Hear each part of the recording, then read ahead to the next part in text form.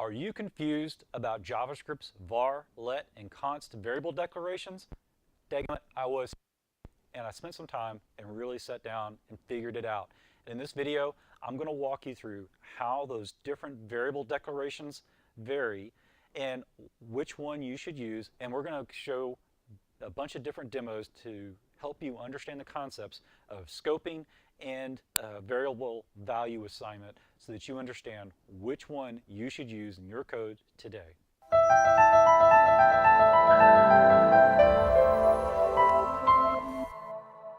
Okay, in this video, we're going to look at the differences between variable declarations in JavaScript. And traditionally, we've had var to declare our variables, but with ECMAScript 2015, the language introduced two new variable declaration methods, and that is let and const. And we're going to look at the differences between all three types of variable declarations and give you some advice on which way which ones you should choose. Now, basically the difference between the three variable declaration techniques is that var, which is the traditional one we've had since the beginning of JavaScript, has function level scope. And that means if you declare a variable anywhere inside of a function, it is hoisted effectively to the top of that function by the interpreter and is available throughout the entire function. It is not limited to a block scope, which we'll look at in our demos here with the for loop and the for each method on an array. Now, let is similar to var in that both can have their values changed after the variable is declared.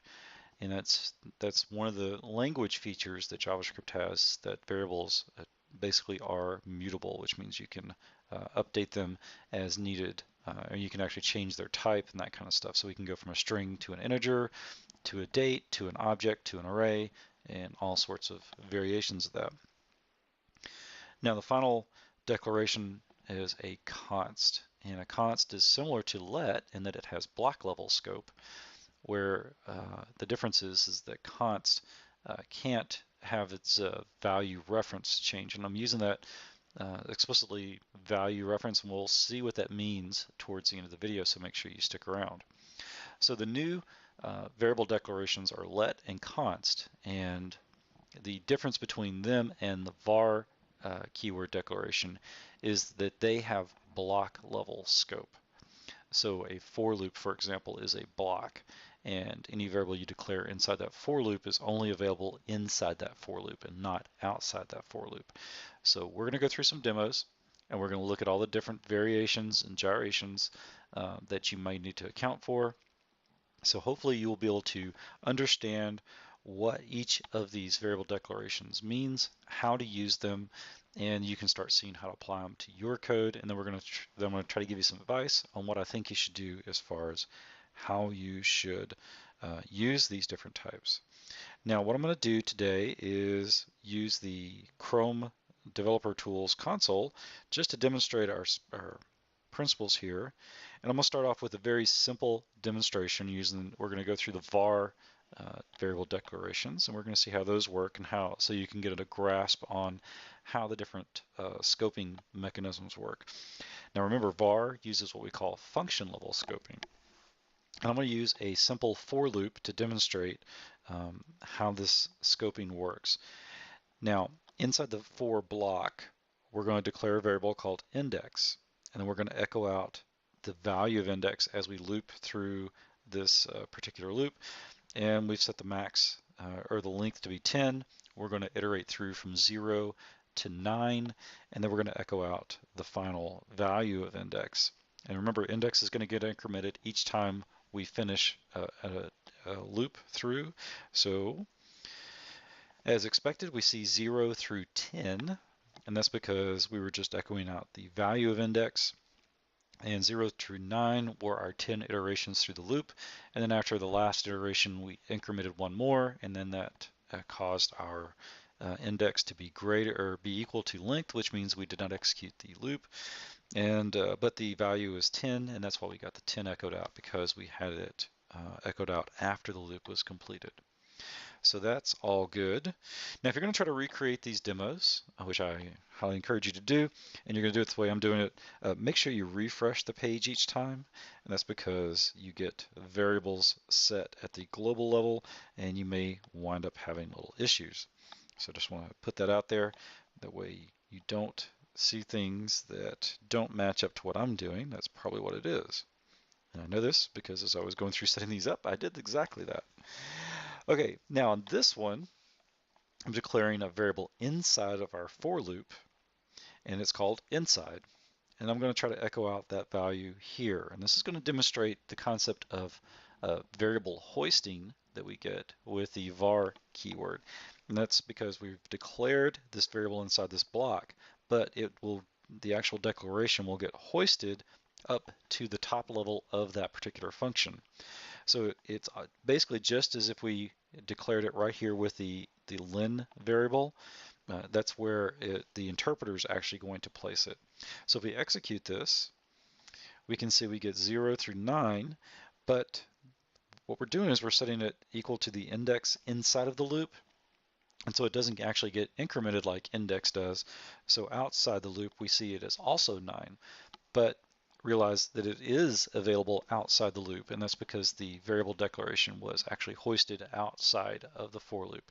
And this is something that can be very confusing to developers coming from other languages, because JavaScript is probably the only language that really has this concept of hoisting.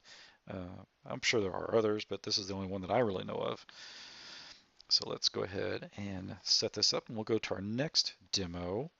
This time we're going to switch to an array, and we're going to use the for each method on the array. And that's because it's basically the same execution with the same stuff going on that we would get in a for loop, but it is executed as a function and not as a block level construct. So I've set up an array called list, and we've got the numbers 1 through 10 in the list. And if you're not familiar with the for each, basically it's a method that has a callback, and it passes 3 variables to it: the actual value, the current index in the array, and the actual array. But we're just interested in the actual value, which would be 1, 2, 3, etc. And then we're going to try to echo out that value. Now, value is declared here instead of this function, inside of the actual function that's being executed at the global level. So a little inception there, but we've got a function inside of a function. And remember, var declarations have function level scope. So if we try to execute this, we get the values of the array echoed out. But when we try to execute this last line here that references the value, which is defined here, we get a reference error exception because value doesn't exist at that level. And that's because it wasn't hoisted, because it is a function and not a block. All right, so let's refresh and seed, and we'll go to our next example. In this one, we're going to declare a variable outside of the for each function, but we will be able to reference that variable outside of the function because it's declared here, and then we're going to try to reference it here outside the function. But notice it's the same name as the variable that we're handling or getting the value in the for each loop.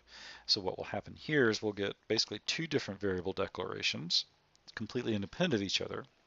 Now what I did, if you noticed, with the initial value declaration is I set its value to foo, a string, but our array has a set of numbers. So as we iterated through the array, value was equal to the actual value of the item in the array, which was a number. But when we executed this console log outside of the for each loop, we got the original foo setting. That's because it's a completely different variable. Even though they have the same name, they have completely different scope and they don't step on each other. And so I know some people can get name collisions, but this could create scoping issues if you don't keep track of where your scope is. But again, var has function level scoping, and the for each method uses a function which has a totally different scope from the parent scope. Alrighty, moving on, go to our next demo. This time we're going to start using let, and we're going to start back at the top of our examples. We're going to use that for loop again, and we're going to declare our index as a let here at this in the for loop, which is the block, and we're going to echo out the value of the index increment, and then we're going to try to reference index just like we did before outside of the for loop. This time when we execute it, we get a reference error exception, and that's because index does not exist outside of the for loop. That's because the scope is block level and not function level. So that is the difference between var and let right there. But we're going to keep looking at how let actually works here. This time we're going to declare a variable inside of the actual loop, and that way we can kind of get a better grasp on this block level scoping. So here I'm setting a variable inside of the loop, and it's going to be equal to the current index, and then we're going to echo out the value of inside the loop. I know this is crazy using the same name, but then we're going to try to reference that variable in the global scope and the global function, and I think we'll get our trusty reference error exception again. And that's obviously because this is limited and not hoisted up to the top, is if we'd have done it with a var statement. So again, block level scoping versus function level scoping, no variable hoisting using let. Now, let's go to our array demonstrations using for each and of functions here. Now, a function is its own little block, so I think you know what we might be getting here. Now, we're declaring the variable or value as a foo using let and the main function, and then we also have value as the handler in the for each loop. We've already discussed that, and what we should get here is a list of all 10 of our values, and then at the very end we'll have foo echoed out, and that's exactly what we see. That's because we actually have two different variables declared, just like we did with the var declaration. So there's no difference there in that case, because even though it's function, it's still a different block level for us. And actually, let's reload. And this time we're going to play with that inside variable that we declare outside of the block. How about that one? Alrighty. All right, so here we're declaring inside using let, and we're setting it equal to foo. And what I'm going to do here is I'm going to append, I made it very explicit here, we're going to append the current value to our inside variable, and we're going to echo out the current value, and at the end we're going to echo out the final value of inside. So what we should see is each one of our array items, and then we're going to see the final value of that. Now, the reason why I did this particular demo is to show you that you can declare a variable outside of a block, and as long as it's a child block of where the variable is declared, and that variable is available inside of that block, assuming that there's no name collision, meaning that you name this variable the same as something that's inside the inner block or inner function in this case. So that way you can declare variables just like you've been doing and make them available to those inside blocks or inside inner or child functions, if you will, and they are available. Alrighty, now let's go to our next demo. We're going to start using const, and we're going to start seeing the difference here in how const works compared to our var and let. Okay, so here, instead of declaring the index in our for loop with a var or a let, where you can actually change the value of the index, we're going to use const. And remember, index is going to get incremented after the loop executes. So when we execute this, we get the first value of the index, which is 0, and that's what it's actually declared as in the const. But as soon as the loop tries to increment the index, it is trying to change the value of index. And that's going to cause a type error exception. That's because a constant cannot have its value reference changed. And that makes sense. All right, now we go to our next demo, we're going to just skip ahead to our array demos here. There we go. Here we go. And clear that up. Drop that in there. This time I'm going to declare a constant value of foo, and then our for each is a method, which is a different block altogether, and it's also going to have a variable here called value. Now also realize that this variable declaration is different than this one, and therefore we will wind up seeing all of our array values, and we should see the foo at the end as well. And that's exactly what we see. We see all 10 variable or all 10 array members, and then our foo, which is what we declared our value constant declaration. Well, you get the idea. So, all right, let's go ahead and get this set up for the next demo. This time we're going to declare a variable inside. Did we just do this one? So we did.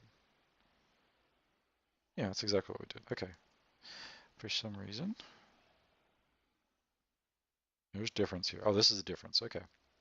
We have difference. Good. All right, we'll just do that. Okay.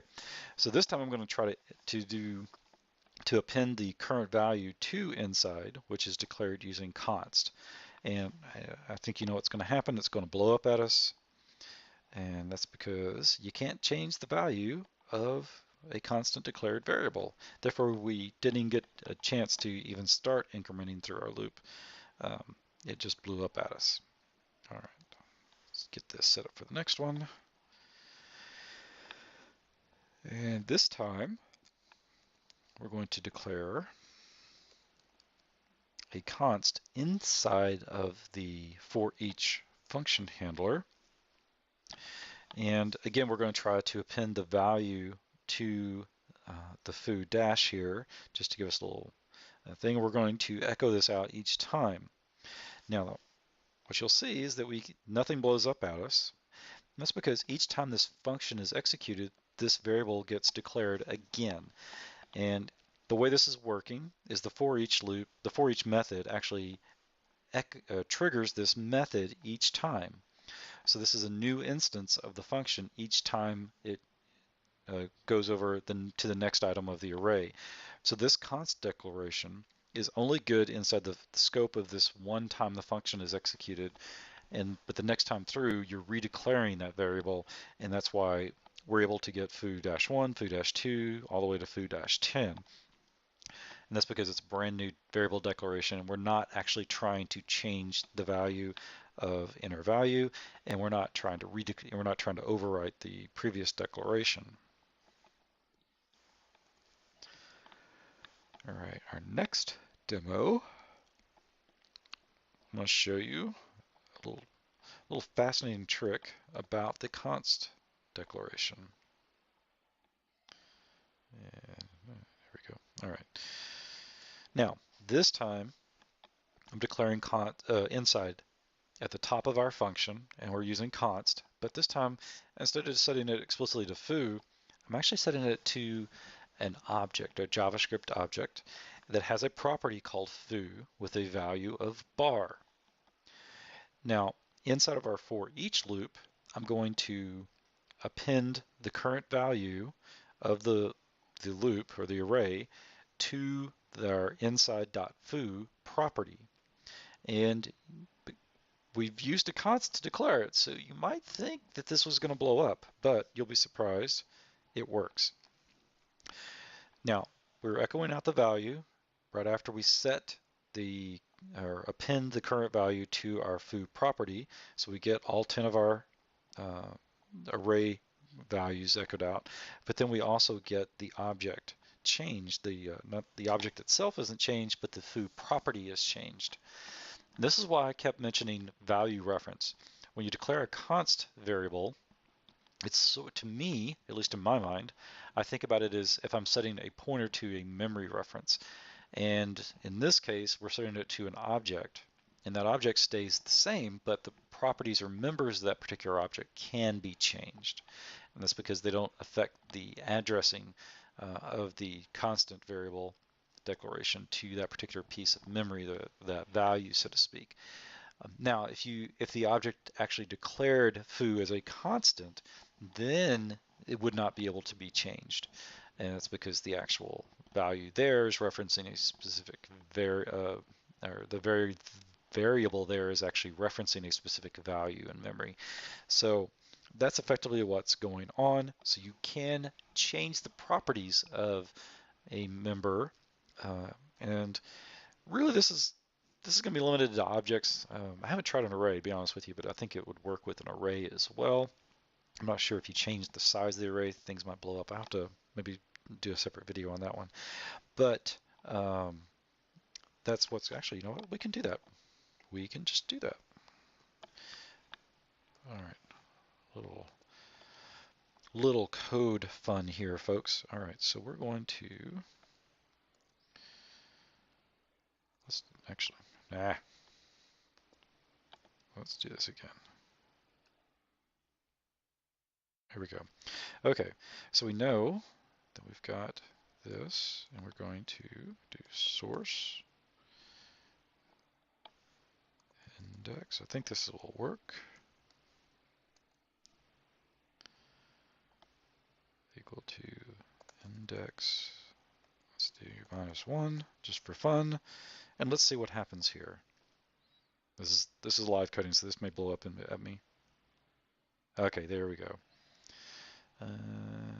Inside has already been declared. That's interesting. Oh, you know what? I know what it is. This is that refresh thing. Okay, so let's go back. And we'll rerun it. I think this time we'll get it. Okay, so it didn't blow up at us. And the value didn't change. Okay, so that wasn't like the best demo. Let's do this again. Let's see what we get. All right. And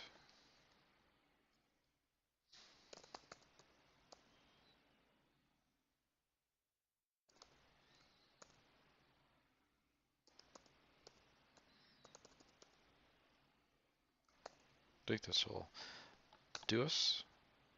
Okay. Well, it doesn't blow up at us, that's for sure.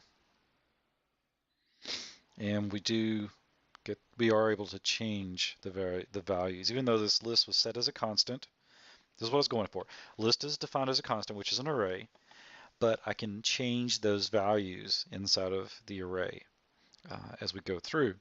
Now, let's do one more demo with this, because I think this is important.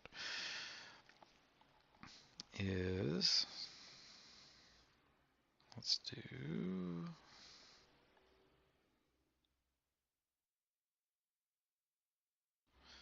do 10 plus. This would change the size of the array. Now let's see if it blows up at us this time. Thought I reloaded the page. Alrighty, let's do this again. Okay, so it doesn't seem to blow up at us. That's good.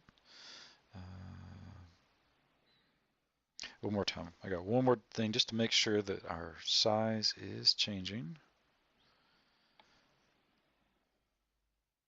And we're going to do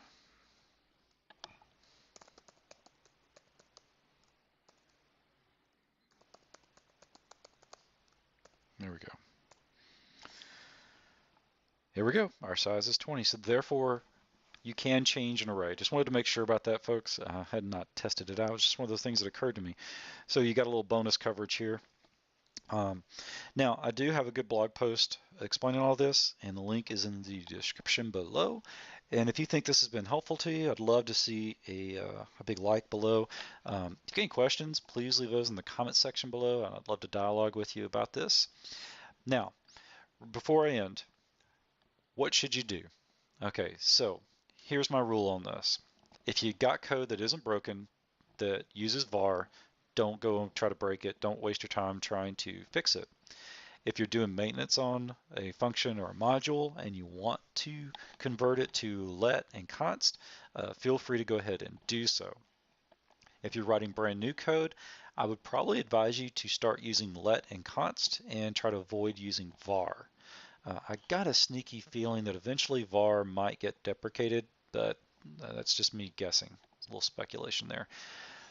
Okay, now, if your code is going to be executed potentially on legacy browsers like Internet Explorer, which a lot of enterprises are still unfortunately still using, or maybe older Android phones, basically if it's going to be executed in the wild in the public, I would probably stick to doing var. And that's because you don't necessarily know if the browser is going to support these new keywords. If you were comfortable with doing transpiling using TypeScript or Babel, you could go that route. I'm still not sold on doing that yet, but that's a subject for a different video, let's say. But if you're comfortable with it and you can do the proper maintenance to make sure your code is updated eventually, then go for it. Now, if you're writing for a controlled environment where you know let and var are available, then I would say use let and var. For example, if you're doing node modules, now you should be doing node at least 6.5. Node 8 is the current version, but I tend to have to write towards 6.5 because I write a lot of Lambda functions, and while I'm recording this, Lambda has not yet upgraded, or AWS has not upgraded the Lambda subsystem to use the more current version of Node, but they do have Node 6.5 available, which does allow me to use const and let. So I have been slowly migrating my usage of let and const into my node modules, or my Lambda modules. The other place is inside of service workers, because if a browser supports service workers, then you can feel comfortable using let and const and arrow functions and other new syntax sugars if you feel like it. So that's my advice. If you know with 100% comfort that these new variable declarations are going to be supported by the executing platform, then by all means use them instead of var. If you're not sure, or you've got still a decent number of people using, say, legacy browsers, then I would probably stick with var. And if you got existing code bases, I wouldn't just stop everything and go through and upgrade everything, because you're probably going to wind up wasting a lot of time and breaking things. But if you do go through and do maintenance, and you have created essentially a policy or a style guide on how to use const and let inside of your functions, then by all means go ahead and as part of that maintenance, go ahead and do the upgrade. Just make sure it doesn't break your code, and make sure you keep track of that block level scoping correctly, and realize that you can't mutate constant variables, and I think you'll be good to go. So again, if you think this has been helpful and useful, share it with a friend, and let me know what you think down in the comments section below, and definitely go read the blog post.